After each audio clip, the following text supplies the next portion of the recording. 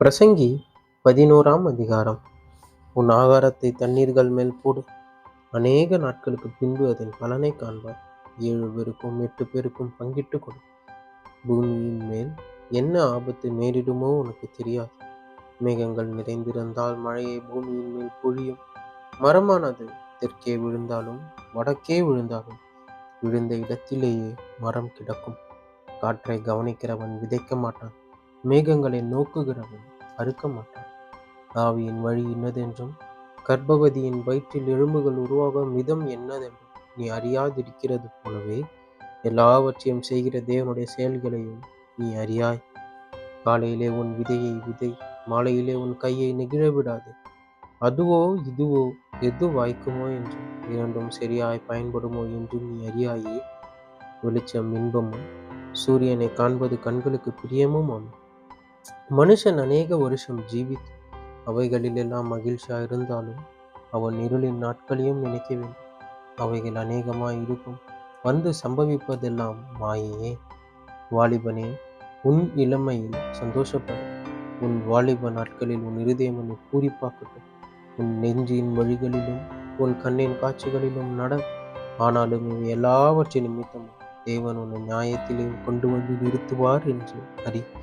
நீ உன் இருதயத்திலிருந்து சஞ்சலத்தையும் உன் மாம்சத்திலிருந்து தீங்கையும் நீக்கி போடு. இளவயதும் வாலிபமும் மாயையே. பிரசங்கி 12ஆம் அதிகாரம். நீ உன் வாலிப பிரயாத்திலே உன் சிருஷ்டிகரை நடை. தீங்கு நாட்கள் வராததற்கு முன்னும் எனக்கு பிரியமானவைகள் அன்று என்று நீ சொல்லும் வருஷங்கள் சேராததற்கு முன்னும் சூரியனும் வெளிச்சமும் சந்திரனும் நட்சத்திரங்களும் அந்தகாரப்படாததற்கு முன்னும் மழைக்கு பின் மேகங்கள் திரும்ப திரும்ப வராததற்கு முன்னும் வீட்டு காவலாளிகள் தள்ளாடி பலசாலிகள் பூமி போய் எந்திரம் மறைக்கிறவர்கள் கொஞ்சமானதினால் ஓய்ந்து பலகனி வழியாய் பார்க்கிறவர்கள் இருண்டு போகிறதற்கு முன்னும் எந்திர சத்தம் தாழ்ந்ததினால் திருவாசலின் கதவுகள் அடைபட்டு குருவியின் சத்தத்துக்கும் எழுந்திருக்க வேண்டியதாகி கீதவாத்திய கன்னிகைகள் எல்லாம் அடங்கி போகாததற்கு முன்னும் வேட்டுக்காக அச்சமுண்டாகி வழியிலே பயங்கள் தோன்றி வாதுமை மரம் பூ பூத்து வெட்டுக்கிளியும் வாரமாகி பசி தீவனமும் அற்று போகாததற்கு முன்னும் மனுஷன் தன் நித்திய வீட்டிற்கு போகிறதினாலே துக்கம் கொண்டாடுகிறவர்கள் வீதியிலே தெரியாததற்கு முன்னும் வெள்ளி கயிறு கட்டுவிட்டு பொற்கிண்ணி நசுங்கி ஊற்றின் அருகே சால் உடைந்து துறவண்டையிலே உருளை நொறுங்கி இவ்விதமாய் மண்ணானது தான் முன்னிருந்த பூமிக்கு திரும்பி தன்னை தந்த தேவனிடத்திற்கு மறுபடியும் போகாததற்கு முன்னும் அவரை உன் வாலிப பிரயாத்திலே நினை. மாயை மாயை எல்லாம் மாயை என்று பிரசங்கி சொல்லுகிறான். மேலும் பிரசங்கி ஞானவானாய் இருந்தபடியால் அவன் ஜனத்துக்கு அறிவை போதித்து கவனமாய் கேட்டாராய்ந்து அநேகம் நீதிமொழிகளை சேர்த்து எழுதினான். விதமான வார்த்தைகளை கண்டுபிடிக்க பிரசங்கி வகை தேடினான். எழுதின வாக்கியங்கள் செவ்வையும் சத்தியமும் ஆனவைகள். ஞானிகளின் வாக்கியங்கள் தாற்றுக்கோள்கள் போலவும் சங்க தலைவர்களால் அறியப்பட்ட ஆணைகளைப் போலவும் இருக்கிறது. அவைகள் ஒரே மேய்ப்பனால் அளிக்கப்பட்டது. என் மகனே, இவைகளினாலே புத்தி அடைவாயாக. அநேகம் புஸ்தகங்களை உண்டு பண்ணுகிறதற்கு முடிவில்லை. அதிக படிப்பு உடலுக்கு இளைப்பு. காரியத்தின் கடைத்தொகையை கேட்போமாக. தேவனுக்கு பயந்தவர் கற்பனைகளை கைக்கொள். எல்லா மனுஷர் மேலும் விழுந்த கடமை இதுவே. ஒவ்வொரு கிரியையும் அந்தரங்கமான ஒவ்வொரு காரியத்தையும் நன்மையானாலும் தீமையானாலும் தேவன் நியாயத்திலே கொண்டு வருவார் என்பதே. பிரசங்கி முற்றிற்று. சாலமோனின் உன்னத பாட்டு. 1ஆம் அதிகாரம். சாலமோன் பாடின உன்னத பாட்டு. அவர் தமது வாயின் முத்தங்களால் என்னை முத்தமிடுவாராக. உமது நேசம் திராட்சரசத்தை பார்க்கிலும் இன்பமானது. உமது பரிமள தைலங்கள் இன்பமான வாசனை உள்ளவைகள். உமது நாமம் ஊற்றுண்ட பரிமள தைலமாயிருக்கிறது.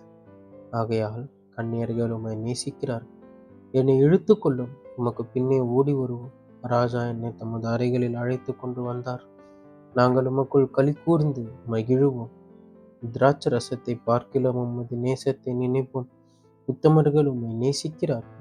எருசலேமின் குமாரத்திகளே, கேதாரின் கூடாரங்களைப் போலவும் சாலமோனின் திரைகளைப் போலவும் நான் கருப்பாய் இருந்தாலும் அழகாய் இருக்கிறேன். நான் கருப்பாய் இருக்கிறேன் என்று பாராதையுங்கள். வெயில் என் மேற்பட்டது. என் தாயின் பிள்ளைகள் என் மேல் கோபமாய் இருந்து என்னை திராட்சை தோட்டங்களுக்கு காவற்காரியாக வைத்தார்கள். என் சொந்த திராட்சை தோட்டத்தையே நான் காக்கவில்லை. என் ஆத்தும நேசரே, உமது மந்தையை எங்கே மேய்த்து அதை மத்தியானத்தில் எங்கே மடக்குகிறீர்? எனக்குச் சொல்லும். உமது தோழரின் மந்தைகள் அருகே அலைந்து திரிகிறவனைப் போல நான் இருக்க வேண்டியதில்லை. ஸ்திரீகளில் ரூபவதியே, அதை நீ அறியாயாக. மந்தையின் காலடிகளை தொடர்ந்து போய் மேய்ப்பர்களுடைய கூடாரங்கள் அண்டையில் உன் ஆட்டுக்குட்டிகளை மேயவிடும். என் பிரியமே, பார்வோனுடைய ரதங்களில் பூண்டிருக்கிற பரிகள் பவுஞ்சிக்கு உன்னை ஒப்பாய். ஆபரணாதிகள் பூண்ட உன் கன்னங்களும் ஆரங்கள் பூண்ட உன் கழுத்தும் அழகாயிருக்கிறது. வெள்ளி பொட்டுகள் உள்ள பொன் ஆபரணங்களை உனக்கு பண்ணுவோம். ராஜா தமது பந்தியில் இருந்த தனையும் என்னுடைய நலத தைலம் தன் வாசனையை வீசும். என் நேசர் எனக்கு என் ஸ்தனங்களின் நடுவில் தங்கும் வெள்ளை பவுல செண்டு. என் நேசர் எனக்கு எங்கேதி ஊர் திராட்சை தோட்டங்களில் முளைக்கும் மருந்தோன்றி பூங்கொத்து. என் பிரியமே, நீ ரூபவதி, நீ ரூபவதி. உன் கண்கள் புறா கண்கள். நீர் ரூபமுள்ளவர். என் நேசரே, நீர் இன்பமானவர். நம்முடைய மஞ்சம் பசுமையானது. நம்முடைய வீட்டின் உத்திரங்கள் கேதுரு மரம். நம்முடைய மச்சு தேவதாரு மரம். உன்னத பாட்டு 2ஆம் அதிகாரம். நான் சாரோனின் ரோஜாவும் பள்ளத்தாக்குகளின் லீலி புஷ்பமுமாயிருக்கிறேன். முள்ளுகளுக்குள்ளே லீலி புஷ்பம் எப்படி இருக்கிறதோ அப்படியே குமாரத்திகளுக்குள்ளே எனக்கு பிரியமானவளும் இருக்கிறாள். காட்டு மரங்களுக்குள்ளே கிச்சிலி மரம் எப்படி இருக்கிறதோ அப்படியே குமாரருக்குள்ளே என் நேசர் இருக்கிறார். அதன் நிழலிலே வாஞ்சியாய் உட்காருகிறேன். அதன் கனி என் வாய்க்கு மதுரமாயிருக்கிறது. என்னை விருந்து சாலைக்கு அழைத்து கொண்டு போனார். என் மேல் பறந்த அவருடைய கொடி நேசமே. திராட்சை ரசத்தால் என்னை தேற்றுங்கள். கிச்சிலி பழங்களால் என்னை ஆற்றுங்கள். நேசத்தால் சோகமடைந்திருக்கிறேன். அவர் இடது கை என் தலையின் கீழ் இருக்கிறது. அவர் வலது கை என்னை அணைத்துக் கொள்ளுகிறது. எருசலேமின் குமார்த்திகளே, எனக்கு பிரியமானவளுக்கு மனதாகும் மட்டும் நீங்கள் அவளை விழிக்க பண்ணாமலும் எழுப்பாமலும் இருக்கும்படி வெளிமான்கள் மேலும் வெளியின் மறைகள் மேலும் உங்களை ஆணையிடுகிறேன். இது என் நேசருடைய சத்தம். இதோ அவர் மலைகள் மேல் குதித்து மேடுகள் மேல் துள்ளியும் வருகிறார். என் நேசர் வெளிமானுக்கும் அரைக்குட்டிக்கும் ஒப்பாயிருக்கிறார். இதோ அவர் எங்கள் மதிலுக்கு புறம்பே நின்று பலகனி வழியாய் பார்த்து கிராதியின் வழியாய் தமது மலர்ந்த முகத்தை காண்பிக்கிறார். என் நேசர் என்னோட பேசி, என் பிரியமே, என் ரூபவதி, எழுந்து வா. இது மாரி காலம் சென்றது, மழை பெய்து ஒழிந்தது, பூமியிலே புஷ்பங்கள் காணப்படுகிறது, குருவிகள் பாடும் காலம் வந்தது. காட்டுப்புறாவின் சத்தம் நமது தேசத்தில் கேட்கப்படுகிறது. அத்தி மரம் காய் காய்த்தது, திராட்சை கொடிகள் பூ பூத்து வாசனையும் பரிமளிக்கிறது. என் பிரியமே, என் ரூபவதியே, நீ எழுந்து வா. கண்மலையின் வெடிப்புகளிலும் சிகரங்களின் மறைவிடங்களிலும் தங்குகிற என் புறாவே, உன் முகத்தை நான் கேட்கட்டும், உன் சத்தத்தை நான் கேட்கட்டும். உன் சத்தம் இன்பமும் உன் முகரூபம் அழகுமுள்ளதுமாயிருக்கிறது. திராட்சை தோட்டங்களை கெடுக்கிற குழி நரிகளையும் சிறு நரிகளையும் நமக்கு பிடியுங்கள். நம்முடைய திராட்சை தோட்டங்கள் பூவும் பிஞ்சுமாயிருக்கிறது. என் நேசர் என்னுடையவர், நான் அவருடையவர். அவர் லீலி புஷ்பங்களுக்குள்ளே மேய்கிறார். என் நேசரே, பகல் குளிர்ச்சியாகி நிழல் சாய்ந்து போகும் வரைக்கும் நீர் திரும்பி குன்றும் பிளப்புமான கண்மலைகளில் குதித்து வரும் கலைமானுக்கும் மறைகளின் குட்டிகளுக்கும் சமானமாயிரும் என்பதே. நீதிமொழிகள் 27ஆம் அதிகாரம். நாளைய தினத்தை குறித்தும் பெருமை பாராட்டாது. ஒரு நாள் பிறப்பிப்பதை அறியாயே. உன் வாய் அல்ல, புறத்தியானே உன்னை புகழட்டும். உன் உதடு அல்ல, அந்நியனே உன்னை புகழட்டும். கல் மனமும் மணல் பாரமுமாயிரும். மூடனுடைய கோபமும் இவ்விரண்டிலும் பாரமும்.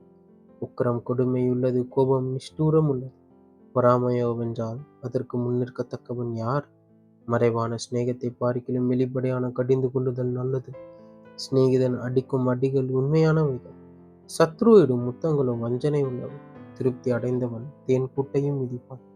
பசி உள்ளவனுக்கோ கசப்பான பதார்த்தங்களும் தித்திப்பாயிருக்கும். தன் கூட்டை விட்டு அலைகிற குருவி எப்படி இருக்கிறதோ அப்படியே தன் ஸ்தானத்தை விட்டு அலைகிற மனுஷனும் இருக்கிறான். பரிமள தைலமும் சுகந்த தூபமும் இருதயத்தை களிப்பாக்குவது போல ஒருவனுடைய சிநேகிதன் உட்கருத்தான ஆலோசனையினால் பாராட்டும் இன்பமானது களிப்பாக்கும். உன் சிநேகிதனையும் உன் தகப்பனுடைய சிநேகிதனையும் விட்டுவிடாதே.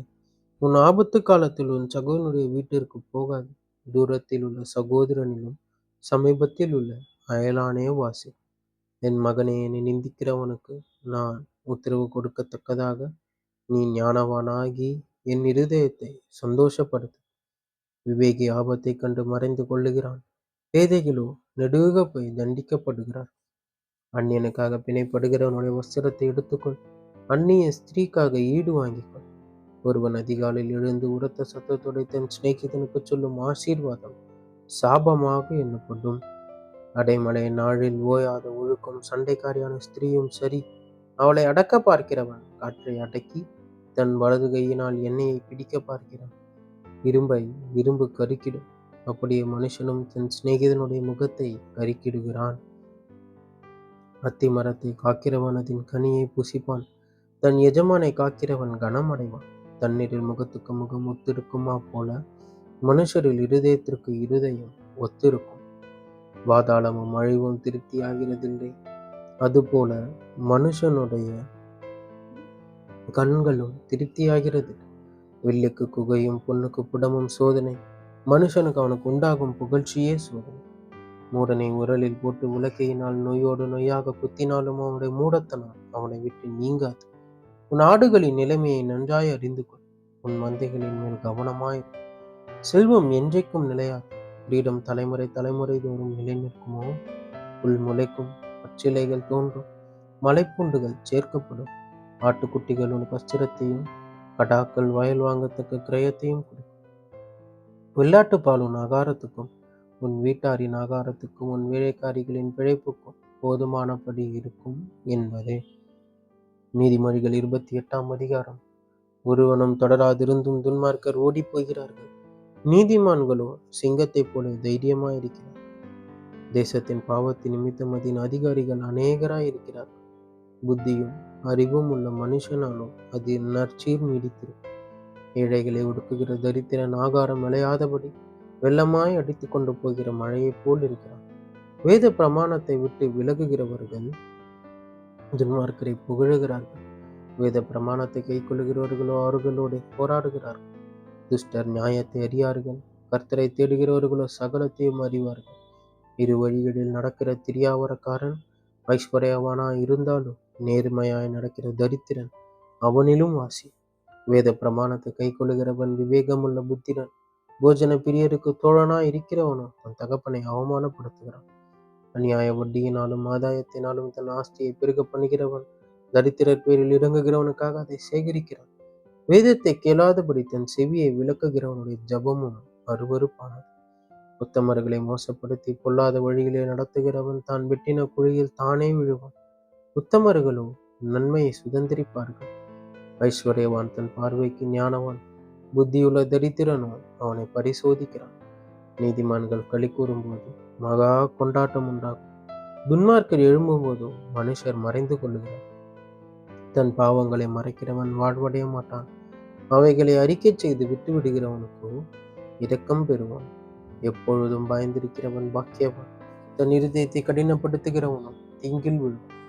ஏழை ஜனங்களை ஆளும் துஷ்ட அதிகாரி கெர்ஜிக்கும் சிங்கத்துக்கும் அலைந்து திரிகிற கரடிக்கும் ஒப்பாயிருக்கிறான். பிரபு புத்தியினாயிருந்தால் அவன் செய்யும் இடுக்கண் மிகுதி. பொருளாசையை விரிக்கிறவன் தீர்க்காயுசை பெறுவான்.